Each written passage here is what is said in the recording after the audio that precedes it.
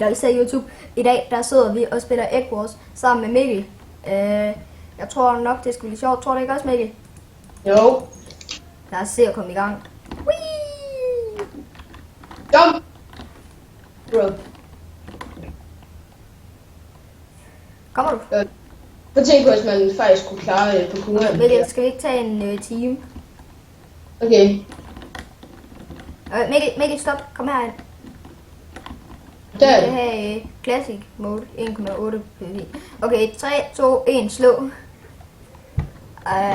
Okay, team. Skal vi ikke tage rød? Okay, rød. Godt, så er vi sammen. Jeg tager Kit Healer. Nej, jeg skal også huske at tage kit, når jeg nu har fået dem. Hvad for en synes du, jeg skal tage? Det ved jeg ikke. Jeg ser lige. Prøv at tage måske debuffer eller buffer måske. Tag healer. Bare tag healer. Så har vi det væk. Okay, jeg har taget healer. Lige forstod det, der ikke meget. Overpowered mode. Mikkel, hvorfor er det, du altid spawner med den der jerngenerator? Jeg bliver så sur på dig. Mikkel, så skal du upgrade den til level 2, okay? Nej, jeg løber bare ind til midt og får nogle gears. Okay, og gold. Og det bedste er, at vi har nogle læsten lige foran os. Og så kan du skaffe en masse gear imens. Jeg er jo ikke sådan en iron. Altså, jeg tænker bare, at du skal købe noget gear og et sværd og sådan noget til at starte med, sådan at vi kan beskytte vores base. Hvor er der en gold? jeg har set en. Den er lige der. Okay, nu har jeg fået sådan, at vi kan åbne det. Ja, men du har ikke diamond kabel. Nej. Skal jeg ind på... Ja, jeg skal da ind på... Der skal du ind på den store midt, ja. Hvis det er det, du vil kalde den. Haha, der var en, der faldt ned. Yay. Så er jeg glad.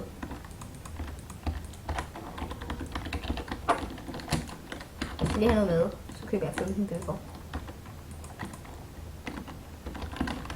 Og jeg kan godt lide, når det er overpowered nu. Hvad med dig? Altså.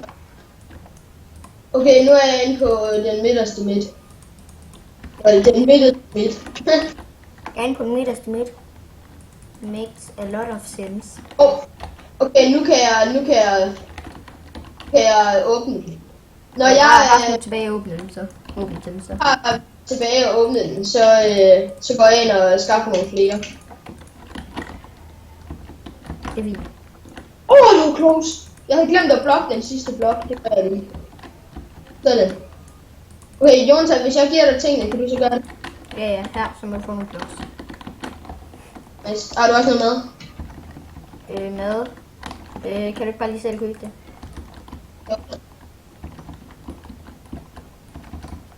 Jo, jeg havde lige glemt, at man får så mange bøffer ud af så meget jern.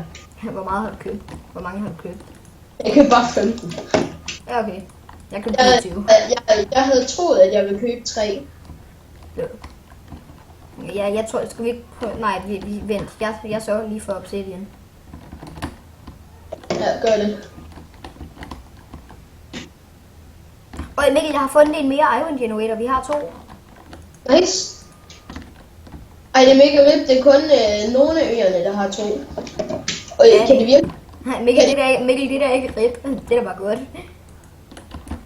Det er bare godt for os. Kan det virkelig passe, at der kun er én diamond?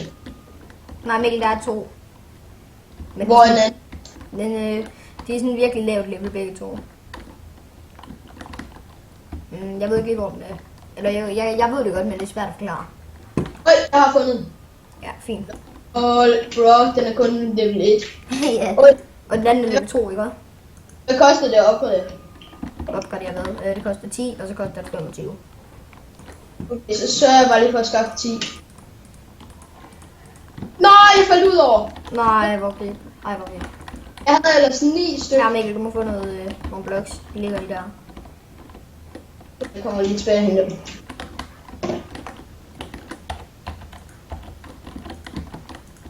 Ej, det. Tag bloksen. Sådan. Vi run.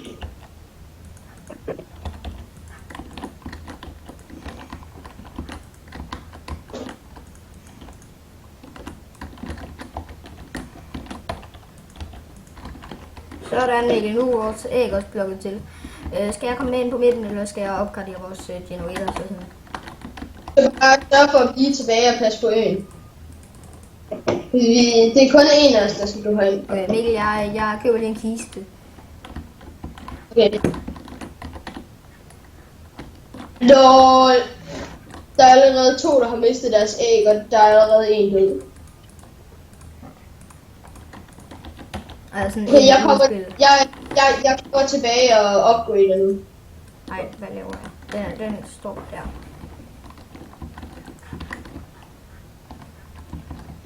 Mikkel, har du diamonds og gold? Ja, jeg har kun lige sørget for diamond nu. Ja, okay. Mikkel, vil du se, hvor den anden iron generator er? Jeg ved godt, hvor den er. Og Mikkel, jeg tager lige de der diamonds. Godt, så. Okay. Øj, der kommer en. Jeg har ikke så godt gear, så jeg går bare efter at komme op til ægget heroppe. Nå, okay, det behøver jeg måske ikke. Jeg skubber ham bare ud over. Så er det. Wait. Okay, så er du for at fjerne broen. Okay, altså, op. Mikkel, vi skal ikke køre hold ind, og det gider jeg ikke. Det er klamt. Lol, hvad sagde jeg overhovedet? Jeg kan ikke engang huske det. Du sagde, sørger du for at fjerne broen. Der kommer en mere. Ja, så er det godt. Jeg skal bare lige... Sørger du for at fjerne den der, de kommer op af. Nå, ja, okay, fint. God! Det var heldigt, at jeg lige fik den der. Dø! Dig der. Mikkel, han er deroppe. Yes, han havde ikke lige set den der komme. Wait. Ej, jeg døde frit. Jeg får ham. Jeg vil have ham. Jeg må få ham. Bare lad mig få ham. Godt. Det her, det er ikke særlig intens kamp. Ja, det kan jeg forstå. Mikkel, tager du diamonds og går ind og fokuserer på at upgrade den. Oh shit, jeg havde lige glemt, at jeg skulle fjerne den der bro, så det skynder jeg mig lige hen og gøre. Jonas, kan jeg ikke lige få dine diamonds? Sådan at jeg kan hurtigt opgradere dem? Mikkel, de ligger i kisten. Fedt. Jeg tænker på at lægge tingene i kisten. Og sådan. Jeg bruger kister. Jeg får mig lige noget gear og sådan noget. Jeg har lyst til at gå hen og nakke de der blå sæg. Skal jeg gå hen og gøre det? Ja, bare gør det. Jeg bliver tilbage og passer på. LOL. Kan man ikke købe økser længere? Nej, Mikkel, det er fordi det er 1,8 PvP. Det er jo 1,8, så skader økser jo ikke længere mere. Så tænker jeg sikkert, CubeCraft er der 1,9 eller 1,10. Jamen, man kan godt spille 1,8 PvP, så ja, det har vi valgt at gøre. Og jeg tror lidt, det var en anden, så er det bare dig.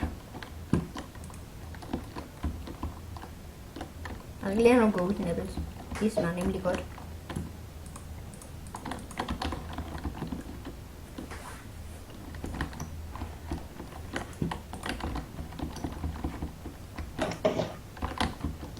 Og Mikkel, jeg tror jeg smutter hen og flækker dem der set, hvis jeg kan. Ja. Jeg blokker bare henover. Vent, Mikkel, mig lige, hvad hedder det? Der kommer nogen, så det gør du nemlig ikke. Oh shit, dø! Dig der. Du skal bare dø. Du skal bare... Der kommer 2, vi skal fokusere på dem begge. De må ikke få vores æg. Ja, for satan. Jeg skal da kigge... Nej, så kommer jeg til at kigge ind i Iron Generator. Kom nu, spis dog. Yes. Jeg fik den. Yes, jeg flækkede hans hjelm. Ja, jeg fik en. Okay, så kommer jeg til at hoppe ud over. Bare kom ind og hjælp mig. Ja, jeg flækkede den. Okay, wait. Ej, det er egentlig rigtigt, jeg kommer til at komme ud over. Ja, det er pænt lidt. Ej, så kommer jeg til at købe 2 hjelme. Er din hver gå i stykker, så kan du få en. Ja, det er den. Jeg lægger den bare i kisten, så kan du tage den derfra. Jeg skal lige se, hvad en god pickaxe den koster. Okay, 5 diamonds, det har jeg tænkt mig at skaffe. Hvad koster diamond gear? Eller iron gear? Det koster 5, så normalt tror jeg vist. Okay.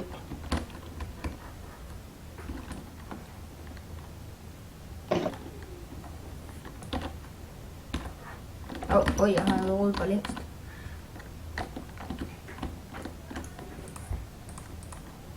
Så er Mikkel min pickaxe til en diamond med, ja, med følelsen til 2. Okay. Jeg skal også lige have noget mad. Nogle bøffer.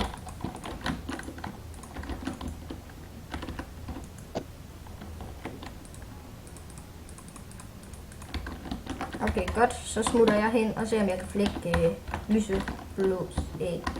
Nå, okay. Deres æg er allerede blevet ødelagt. Ja, det er kun os mod purple. Okay, jeg håber, vi kan vinde den. Det tror jeg faktisk godt, vi kan.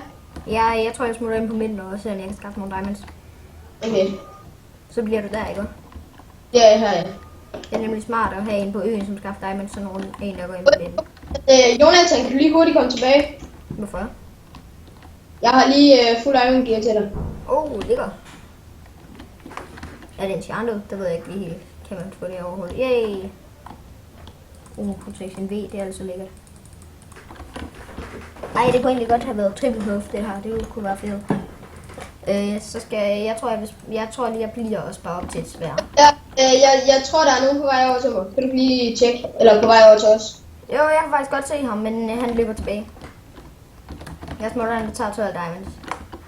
Wow, der var allerede 10 lige der. Sådan, nu har jeg. Jeg køber lidt svær. Vi skal bare smide alle vores til overs ting ind i kisten. For så hvis vi dør, så har vi noget, vi bare lige burde.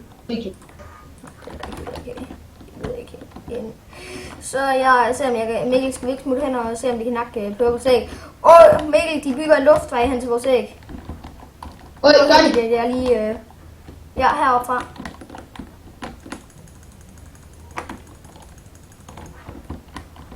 Bare bliv væk.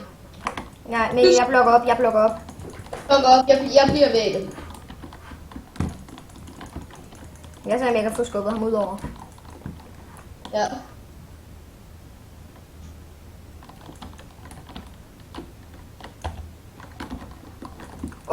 Der kom han. Han er nede ved ægget, Mikkel. Hvorfor blev du ikke der? Ja. Mikkel, du sagde, at du ville blive der. Det gjorde du sådan slet ikke. Og jeg troede bare, at jeg skulle blive på øen. Nå. Altså nu... Så, der fik vi ham.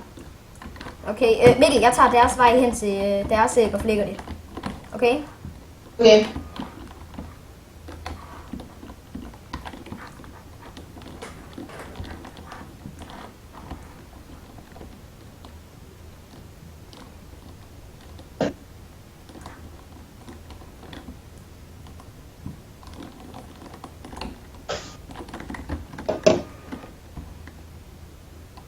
Ej, så havde de blokket hen fra Pinksø. Okay. Ej, det er nederen det. Det var heldigt, at jeg lige nåede at hoppe over det der hul.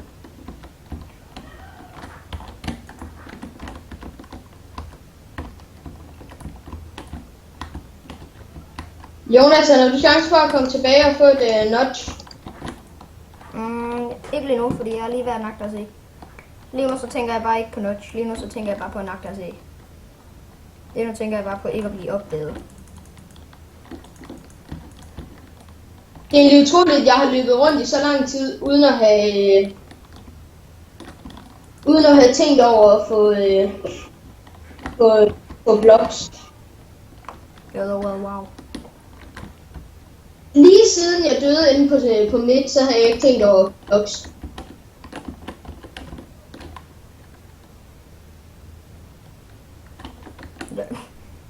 Ham der, han står bare og bruger alle sine pile. Yes. Shit! Yes! Yes, jeg landte der nu. Mikkel, fuck, han har punch. Dø, dig der. Han skal bare dø.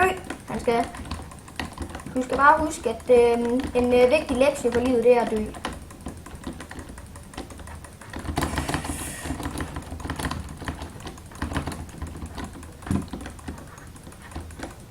Min kære Mikkel. Jonathan, hvad vil du helst have? Punch eller power 3? Punch. Okay, det går. Bunch, det er sådan langt bedre.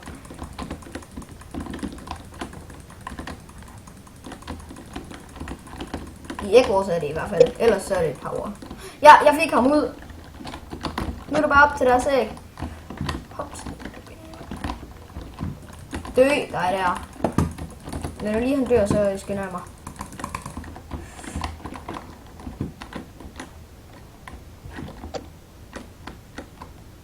Please.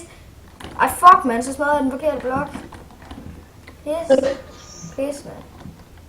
Dø. Dø.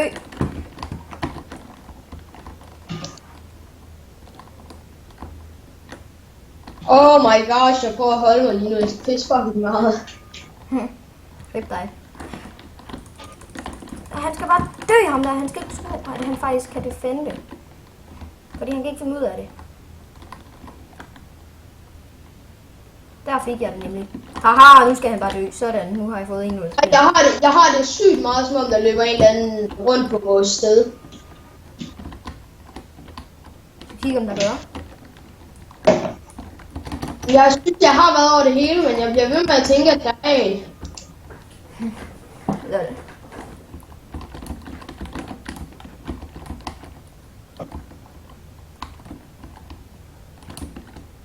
Altså lige nu så er jeg på vej hen på vores ø. Okay, godt, så kan du lige få et notch. Eller 2. 2 vil være lækkert. Må jeg også få en bue? Ja. Skal vi være som pile? Eller har du det? Prøv at se, Jonathan. Prøv at se, hvad jeg har at give dig. Lol, en spektur der, wow. Og en masse normale. Nå, det er faktisk ret smart at købe en spektur og så en masse normale. Ja. Nej, jeg skal ikke bruge den her pickaxe længere. Eller jo, måske får jeg brug for den. Øj, æggede du deres æg? Hvad? Æggede du deres æg? Nå ja, selvfølgelig. Jeg fik en af dem ud af spillet. Nå, det har jeg ikke engang set, lol. Skal vi så ikke bare gå Jeg skal lige se, efter? om man overhovedet kan købe et kompas eller en player tracker eller noget. Kan man købe en player tracker? Ja, okay Mikkel, jeg går lige ind og så 10 diamonds. Så kan vi finde ud af, hvor han er. Det bliver dejligt, ikke? Ja. Ja, player tracker. Sådan. Så Mikkel, nu skal vi skam finde ud af, hvor vores lille gæst han er. Jeg løber ind mod midt, og så Nej, kigger Mikkel, jeg han er lige. herhenne. Kom med mig. Følg med mig. Hvor er han henne? Følg med mig. Jeg kan se, hvad for en vej han er. Men jeg kan ikke se, hvor han er. Og Nå, jeg kender godt så det. sidder jeg også bare og skal tisse en hel del, men altså, man kan bare ikke, man bliver bare nødt til at holde den i, hva'? Ja. Det kunne være mega ribber at tabe en kamp, bare fordi man skulle på toilet. Mikkel, jeg skulle spise et bøf. Lol. Og du troede, det var fordi, man kunne hoppe ud over, eller hvad? Okay, Mikkel, jeg ser, om jeg kan flere kamp, så tager du bare nogle diamonds. Okay. Det er jo fedt. Det kunne være lidt fedt, hvis han prøvede at komme over til os. Og jeg så bare lige slår ham en gang med min hånd, og så falder han ned over. LOL, wow. Jeg skal tisse helt sindssygt. Lige nu vil jeg ønske at blive på.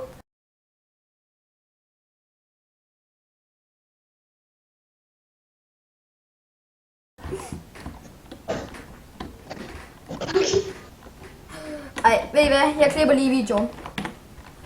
Sådan. Han siger, at han er herhenne et sted. Ja, det kan da ikke passe. Ej. Sådan. Mikkel, vi har brugt 10 diamonds på noget, som man ikke engang kan bruge til noget. Hvad købte du? Jeg købte en player tracker, men den duer ikke. Lol. Det var den ikke bare til midten. Men den fører ikke til midten, men Lol, Jonathan, jeg stod bare AFK på Diamond Generator, så jeg har 60 diamonds. ja, Mikkel, gik du også på toilet? Ja. LOL, wow. Har du 60 diamonds?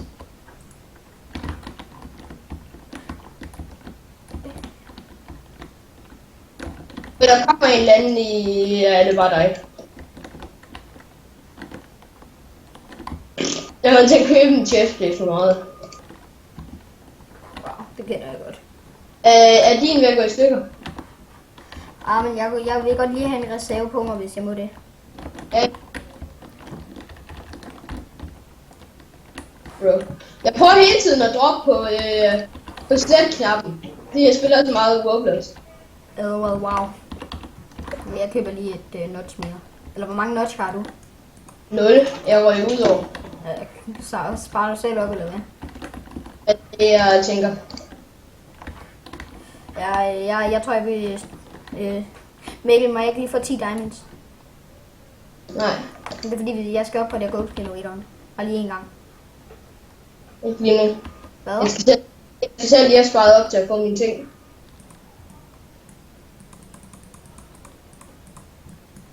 Sådan. Har du allerede så mange? Har du allerede 30? 30. Ej, jeg tror, jeg sparer 35 diamonds op. Lol. Hvad? Jeg skal bare lige opgradere den 2 gange. Går du så op til gold lige nu? Hvor det, jeg tænker, vi har brug for golden apples.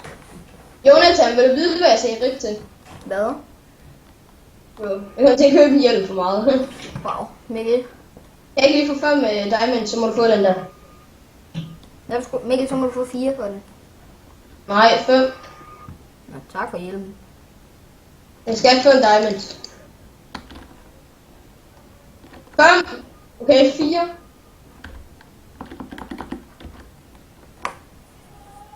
Lol. Easy profil. Mikkel, lad være. Mikkel, lad være. Du skylder mig en diamond. Mikkel, vil du lige tage 10 diamonds, og så gå op og opgradere goldgeneratoren? Nej. Så sparer jeg bare 35 op, så jeg kan opgradere den 2 gange. Lol, du gav mig faktisk 5. Nej, Mikkel, det var grund af, at du selv tog ind fra maskinen. Nej, for jeg skulle bruge 5, og hvis du ikke gav mig 5, så burde jeg ikke have en til overs lige nu. Lol. Som jeg så har droppet til dig. Og jeg glæder mig til, at man skal spille Roblox igen. Jeg synes også, I skal skrive i kommentarerne, om I synes, jeg skal lave Roblox-videoer. Det synes jeg, du skal gøre. Skal vi sige, hvis der er 2 personer, der skriver i kommentarerne, at de gerne vil se Roblox, så laver jeg Roblox. Så er det der, jeg bare går ind og siger det med det samme. 2 sekunder senere. Mikkel, der er lige kommet 2 Jonathan, der er lige kommet 2 kommentarer, som siger, at de gerne vil se Roblox. Så kigger jeg lige, hvem der har skrevet dem. Det er alt sammen den samme person. Lækkert. Og Mikkel, hvor mange notch-apples har du? Jeg kunne jo godt stemme for en person. Jamen Mikkel, jeg tænker 2 på grund af, at normalt ville det jo være 3, men du har jo lige sagt, at du gerne vil. Så ja. Nå, ja.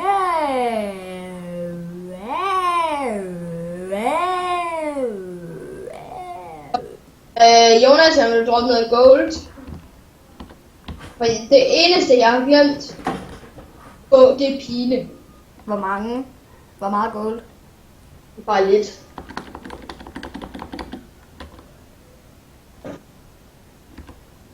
Skrid nu bare.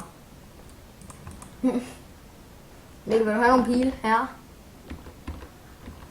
Jeg tror, jeg vil spare op til nogle slowness og nogle spectral levels. Nej, jeg skal have en af dine. Mikkel, synes du, jeg skal have slowness eller spectral levels? Spectral. Ja, okay, så køber jeg det. Så køber jeg lige 2 stacks. Så må du også få en stack. Og 1. Er du ikke glad? Jeg går ud og ser, om jeg kan finde... Mikkel, kom herhen. Den sidste. Mikkel, hvis du vil have spectral levels, så skal du komme herhen. Jeg kommer ikke. Række abe. Mikkel, jeg tror altså ikke... Mikkel, skal vi ikke bare leve på alle øer? Øj, han er på purple. Der er 2 name tags på purple. Jeg sniger mig hen. Ja, jeg kan godt se det. Jeg kan godt se det. Ja, Mikkel, vent på mig. Hvor mange notches har du? Jeg har 4. Øj, jeg griber bare ind. Hun har ikke noget gear. Der er ikke noget gear på. Wow. GG. Mikkel? Lol, jeg har en diamond. Jeg har en diamond, fordi jeg står på generator.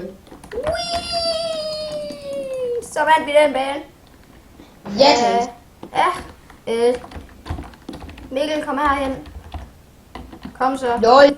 Jeg blev smidt ud af serveren. Lol. Nå, okay, men i hvert fald, så laver jeg lige introen, eller outroen lige. Jeg synes da, at det er dejligt delegeret som er, så lige ved dig, eller hvad fuck. Smid et like, hvis I gerne vil se mere. Ja. Jeg ved ikke lige, hvad jeg skal sige. Nå, men ha' det godt, til vi ses igen.